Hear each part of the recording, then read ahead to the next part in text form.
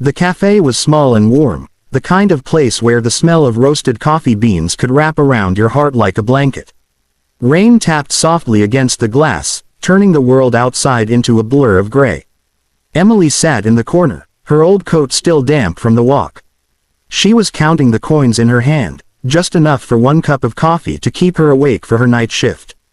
At the counter, a man stood searching his pockets, his expression tight with embarrassment. He looked out of place. His suit was tailored, his watch gleamed, yet he seemed completely lost. The barista sighed impatiently. Without really thinking, Emily rose and said quietly, "I'll get his coffee." The man turned, surprised. His eyes were striking, sharp yet tired, like someone who hadn't smiled in a long time. "You don't have to," he said softly. "I know," she replied, placing her few coins on the counter. "But everyone deserves a warm drink." He stared at her for a moment, then smiled, a small, genuine curve that lit something inside her.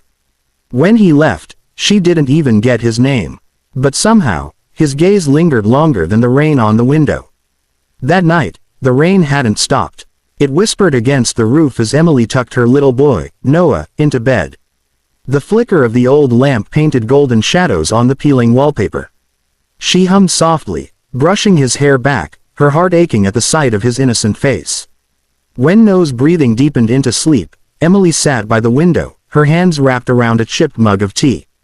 Her mind wandered back to the man from the cafe, the way his eyes had met hers, filled with something she couldn't name. He hadn't seemed like everyone else who looked past her. There was warmth there, and maybe, pain too. She laughed quietly at herself. "Get real, Emily," she thought. "He probably forgot you the second he walked out." Life wasn't a movie. She had bills piled on the counter, rent due in a week, and a son who needed her more than anything. Still, when thunder rolled in the distance, she found herself glancing at the window again, half expecting to see him standing there in the rain. She shook her head, smiling sadly.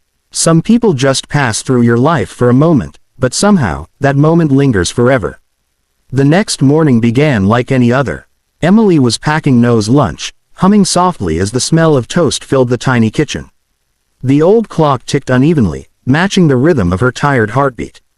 Life was simple, predictable, and she'd learned to be grateful for that.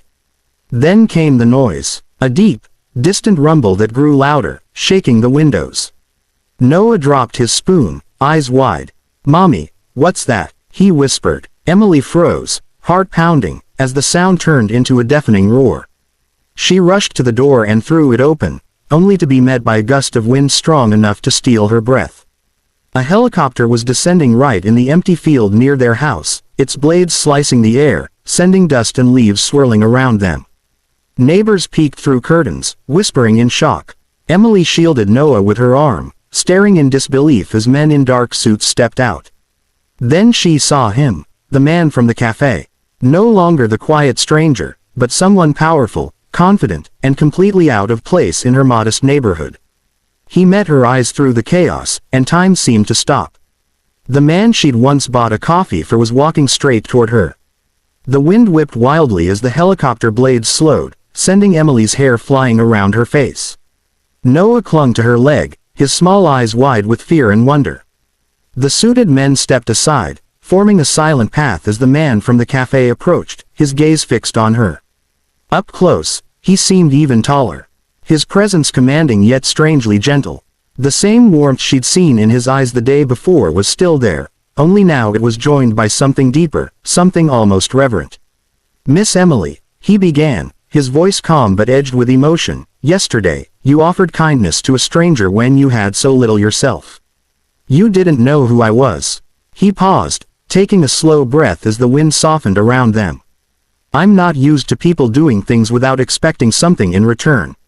Emily blinked, speechless. You didn't have to come here," she stammered, her heart racing. He smiled faintly. "Maybe I didn't, but I wanted to. Let me return the favor.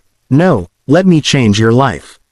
Behind him, the helicopter gleamed under the morning sun, waiting like a promise. And for the first time in years, Emily felt the impossible might just be real.